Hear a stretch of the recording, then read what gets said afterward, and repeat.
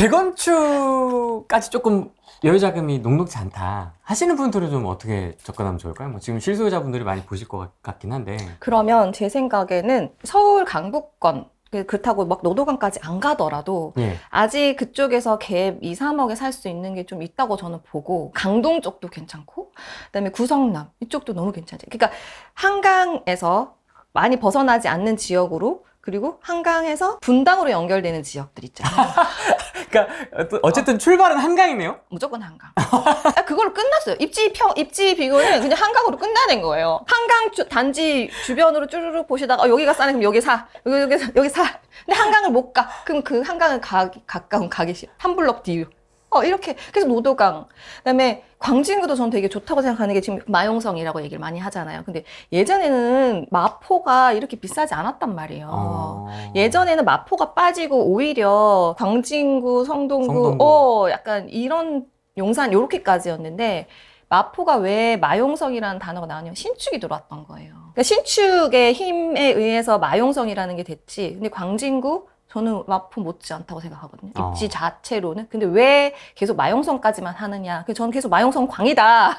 근데 광은 신축이 없어요. 그래서 이번에 포제스 때문에 조금 사람들이 바짝했지만, 여기도 지금 대지집이 많은 구축 아파트들이 한강변에 많이 있거든요. 물론 오래 걸리겠지. 근데 걔네들이 뭔가 신축이 되었을 때는, 이제는 마포는 그때는 이제 구축이 되고, 그 시절에 따라서 이게 이 아파트의 나이에 따라서 이렇게 뭔가 이게 달라지는 거지, 이 아이들의 한강변의 가치는 절대 불변의 가치다라고 저는 판단하는 거죠. 나에게 가장 좋은 입지를 찾는 게 제일 중요하지. 그러니까 내가 언제, 물론 오케이 알겠어, 칼리오피님 말대로 한강변 아파트 알겠는데, 그러면 나는 한강변 아파트 살 때까지 20년을 저축을 할 거예요. 이건 아닌 거죠. 내가 가진 자금 안에서 가장 좋은 입지를 찾으면 되는 거예요. 그러고 나서 나는 상급지를 가질 형편도 아니고 그런 여력도 아니고 그런 자금력도 없어. 그래서 슬퍼할 게 아니라, 나는 그들보다 돈이 없기 때문에 시간에 조금 더 투자할게. 너가 10년 보유할 거면 난 30년 보유할게. 그런 마인드로 그냥 내가 안에서 내가 가진 상황에서 최선을 다하면 된다고 생각을 해요. 저는 그렇게 해왔고. 그래서 알죠. 저도 그 상대적 박탈감 엄청 장난 아니었어요. 그렇습니까? 파주 낙찰받아서 가는 데서 정말 안 올라. 딴 데 막 다 1억씩 2억씩 다 오르는데. 근데 나중에는, 그때는 그래서 제가 그래도 경매로 싸게 받았기 때문에 한 5천 정도 싸게 받았거든요. 그냥 그만큼 그것만 보고 파는 거예요. 그러면 어쨌든 내 투자금이랑 차익이 한 4천, 5천 되니까 그걸로 용산 사고 성북구 사고, 그러니까 조금씩 오는 거예요. 거기서 수익을 보고 조금씩. 너무 슬퍼하지 마셔라. 칼쌤도 파주까지 가셨네요? 파주, 일산, 남양주, 화도 엄청 갔죠. 강북구, 도봉구. 화도? 네. 화도 읍 아닙니까? 네. 내 상황을 너무 비관하시거나 그렇게는 안 하셨으면 좋겠다. 우리가 할 수 있는 최선을 다하시면 된다. 꼭지 잡으셨던 분도 그런 얘기를 많이 하실 때, 제가 꼭지 잡았으면 더 오래 가지고 가시면 돼요. 다 언젠가 회복이 될 거니까, 그것 때문에 내가 왜 그때 그랬지, 내가 왜 좀 더 참을 걸, 뭐 패닉 바잉 하지 말 걸, 이런 생각을 자책하실 필요가 없어요. 이미 결정한 거는 뒤돌아보시면 안 돼. 과거로 갈 수가 없잖아요. 그래? 나는 그 당시에는 나에게는 최선의 선택이었으니까 이번에 공부했다 치고 조금 더 다음에는 공부를 하자. 그리고 더 이들이 싸게 산 것보다 난 더 오래 갖고 가면 되는구나 라는 생각으로 좀 마인드를 세팅하셨으면 좋겠다. 부동산 포트폴리오를 그냥 하나씩 구성해 나가는 맞아요. 걸로 보자. 네. 너무 속상해하지 말고. 네. 하반기 이후, 그다음에 내년까지는 좀 어떻게 보십니까? 앞으로 어떻게 흘러갈지. 공부를 진짜 많이 하셔야 될 타이밍인 것 같고, 네. 또 이러다가 또 이제 패닉바잉 이렇게 하시면 안 되고, 이제 진짜 똘똘한 거를, 그리고 또 그렇다 하더라도 지방에 몰려가시거나 그렇게 안 하셨으면 좋겠고.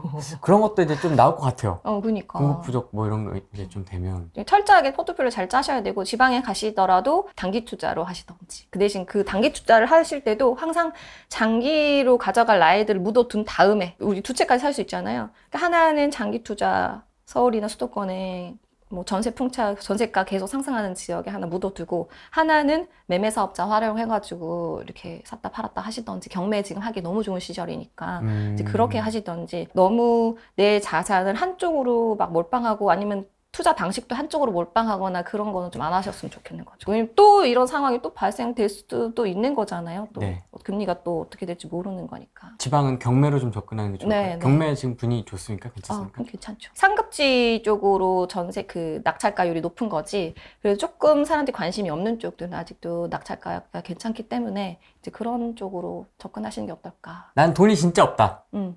빌라 오피 할 정도밖에 없다. 음. 하면 어떻게 되죠? 그분이 이제 만약에 자기 포지션에 따라서 만약에 무주택자다 아니면은 유주택자다 그리고 나이가 뭐 20대 초반이다 아니면 가정을 이루어서 어디 이사를 자주 못 다닌다 이런 거에 따라서도 좀 약간 플랜이 달라질 것 같고 좀 한번 그러면 좀 유형별로 한번 나눠볼까요? 그러면 원룸에서 오피스텔에 월세로 살아도 돼.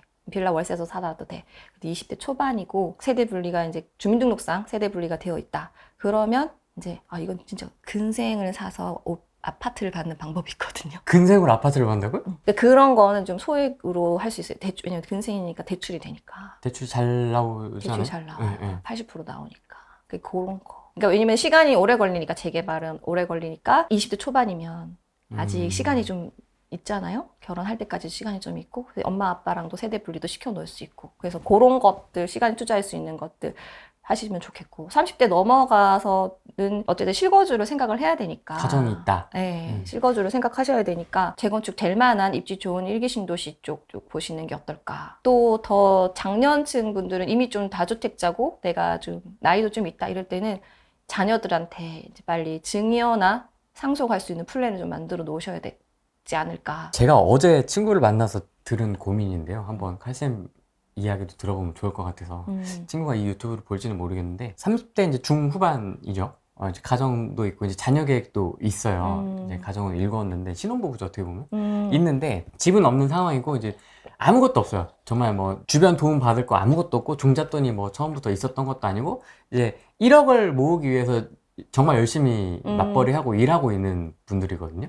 남편과 아내가 의견이 다르더라고요. 남편은 지금 그냥 좀 월세 살더라도 지금 월세 살고 있거든요. 경기도에 월세를 살고 있는데 월세 살면서 종잣돈을 좀 꾸역꾸역 모아서 1억 정도 되면 이제 그때 좀 뭔가를 투자의 관점에서 좀 뭔가를 해보자 라고 이제 계속 월세 살면서 라고 얘기를 하고 있고 와이프는 우리가 이제 자녀를 한 2년 정도 있다가 이제 낳을 거니 그럼 이제 학교 가는 것도 좀 고민을 해서 하니까 지금 우리 살고 있는 터전이 괜찮으니까 여기에 내 집 마련을 하자 1억 정도로 해서 어쨌든 대출을 좀 많이 끌어서 한 7, 80%까지 해가지고 특례를 쓰든 뭘 쓰든 해서 소형 아파트 사서 그쵸 거기에 어쨌든 좀 들어가고 싶은 약간 안정의 욕구가 있지 맞아요. 않습니까 아내분들은 또 이렇게 좀 의견이 갈려서 고민이라고 하더라고요. 좀 어떻게 좀 조언을 해주세요. 아내 말을 빨리 들으셔야 된다. 내 집을 어쨌든 사는 게 맞다. 지금 타이밍이 지금 시장이 너무 급변하고 있잖아요. 이게 언제 이게 뭐 속도는 내가 계속 모르겠다 했지만 지금 생각보다 속도가 좀 빠르고 지금 월세를 이자를 내느니 내 집에 월세를 내는 게 낫지. 그러니까 내가 월세를 내고 있으면 그 월세가 내 대출 이자가 아니고 그 집값이 오르는 거는 집주인의 몫인 거잖아요. 근데 내가 은행 월세를 살고 있다 하더라도 이 집값의 시세 상승분은 내 것이 되는 거니까 빨리 하시는 게 어떨까. 그리고 또 아이들도 있고 하면 좀 어느 정도 주거 안정이 좀 있어야 되거든요. 그러니까 월세가 지금 계속 오를 오르고 가능성이 있어요. 많고 전세가가 오르면 월세도 당연히 올라갈 거거든요. 그러니까 그게 너무 아깝지 않나? 빨리 하시는 게 좋을 것 같은데 아내 말 들은 게 가정의 평화를 위해서도 좋지 않을까? 시점을 일치시켜도 혹시 그럼 똑같습니까? 그냥 지금 투자용으로 하나를 한다라든지 아니면 지금 내 집 마련을 하든지 그래도 내 집 마련하고 내 집에 월세 내는 게 낫다. 네, 전세가는 오를 거기 때문에 제가 하고 있는 것 투자 중에서 실거주 복리 투자라는 게 있거든요. 실거주 이사만으로 내가 갭 투자 다른 거 안 하고 실거주 이사만으로도 제가 20년까지는 아닌가 아무튼 했을 때 자산이 그것만으로 55억을 만들었어요. 이사만으로. 그 집에 만약에 내가 대출을 껴서 사잖아요? 그럼 어느 순간 그냥 내가 그분은 보시니까 투자도 별로 관심이 없으신 것 같은데 그냥 열심히 돈 모으시고 그러시면 그냥 집 사서 열심히 일하세요. 일을 하시고 대출이자 갚고 대출이자 있으면 더 또 막 그쵸. 열심히 살게 돼. 그쵸. 술도 한 번 덜 먹게 되고 그렇게 되는. 그래서 열심히 이렇게 살다가 그냥 아이 열심히 키우고 행복하게 사시다가 보면 언제 어느 순간 내 매수가가 전세가가 돼 있을 거거든요. 내지는 붙어 있을 때가 올 거예요. 그때 그러면 내가 깔고 있는 돈이랑 내가 모은 돈이랑 다 모아가지고 하나 더 사는 거야. 두 채까지는 지금 괜찮으니까. 또 취득세가 나중에 어떻게 바뀔지 모르고. 그런 식으로 해서 풍차를 돌리는 거예요. 시간에 투자하는 거죠. 그런 방법도 있으니까 그런 것도 한번 고민해 보시는 것도 좋고. 그것도 괜찮아요. 그거는 막 억지로 투자하러 다니고 안 해도 돼. 그냥 열심히 살고 아이 열심히 키우고 그냥 이렇게 하다가 어느 순간 우리 집 전세가 이렇게 올랐다고? 이게 지금 전세가 오를 거는 누구나 다 알잖아요. 전세 이렇게 올랐다고? 그러면 깔고 있는 돈으로 한 번 더 활용을 해볼까? 그런 식으로 이제 자산이 복리로 늘어나는 거죠. 아, 재건축 얘기하니까 광명은 입주 물량 몰리는 내년 내후년쯤 매매 어떻게 보십니까? 전체적으로 서울 경기도에, 그러니까 예를 들면 우리 옛날에 헬리오시티가 입주 때 조금 힘들었잖아요. 전세가도 좀 떨어지고. 근데 그때는 서울은 입주 물량이 이제 다른 곳도 같이 많았었어요. 근데 이제는 서울, 경기 다 없어요. 그러니까 여기서 물량이 터지면 다른 데서 이제 빨아주는 효과가 있어야 되는데 지금은 서울, 경기, 뭐 인천 다 없거든요. 다 부족한 상황이라서 그렇게까지 영향이 없을 수도 있지 않을까. 흔들리면 광명을 하나 잡으려고 하시는 분들이 네. 은근히 있으신 것 같아가지고. 근데 흔들릴까? 왜냐면 지금 너무 전체적으로 다 없다 보니까 그거를 매도인도 알 거잖아요. 네. 매도인도 알 거잖아요. 예를 들어서 이런 거죠. 뭐 둔촌주공 이제 입주할 때 강동을 한번 좀 노려볼까? 뭐 이런 느낌이신 분들도 많은 것 같고. 그러니까요. 근데 생각보다 지금 그러니까 전체적으로 다 없다 보니까 다 관심 있게 볼 거란 말이죠. 그렇죠. 제가 이 채팅을 진짜 많이 봤어요. 네. 광명에 대한 질문이나 이런 걸. 그게 지금 정보가 너무 많은 거예요. 사람들이 나만 알고 있다고 생각하면 안 돼. 됐다 똑똑해. 그러니까 그걸 다 생각하고 있으니까 그러면은 그때는 이제 그걸 노리면 안 돼. 더 빨리 움직여야 되는 거죠. 오히려 그 생각을 갖고 있는 사람들, 그때 입주 물량이 힘들 거니까 지금 좀 급매로 파세요. 약간 이렇게 차라리 접근을 하시던가. 영향이 없으면 벌써 날아가 있을 텐데. 2주택자 첫 번째 주택은 분당 시범 삼성 17년도에 매수했고요. 두 번째는 24년에 노량진 신동아 리버파크 갖고 있는데요. 첫 번째 주택이 20억까지 올라서 팔고 상급지 이동을 해야 할지 분당 팔고, 분당 집은 현재 실거주 중이고 중학교 2학년 아이가 있어서 팔게 되어도 분당에 전월세 거주는 해야 하는 상황입니다. 그러면 그냥 계속 계세요. 있어야 되지 않을까요? 네, 그냥 계속 있어야 될 것 같아요. 분당인데요. 네. 분당 재건축 되면은 저는 솔직히 30억 될 것 같거든요. 그죠? 저도. 통했다.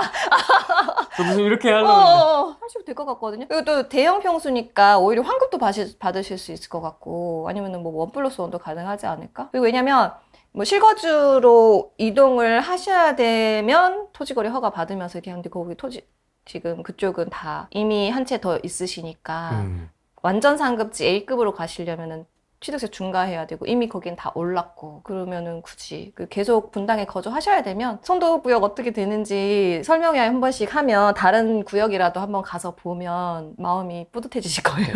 마음이 훈훈해지면서 분당은 저는 강남급이라고 생각하기 때문에 뭐 완전 A급지는 아니라도 강남급이라고 생각하기 때문에 굳이 그러기에는 오히려 지금 조금 아이들이 중학생이잖아요. 그러니까 고등학교 갈 때까지는. 예, 증여 부분을 조금 플랜을 세워놓으시는 게 어떨까. 증여. 왜냐면 그 증여 한 시점부터 10년 있다가 또 할 수 있거든요. 그러니까 빨리 할수록 좋아요. 하고 10년 있다 또 할 수 있으니까. 그러니까 태어나자마자 해라. 보통 그렇죠. 네, 태어나자마자 하고 그리고 또 10년 있다 또 하고 이렇게. 그 부분을 좀 플랜을 짜시는 게 어떨까 싶은 생각이 들어요.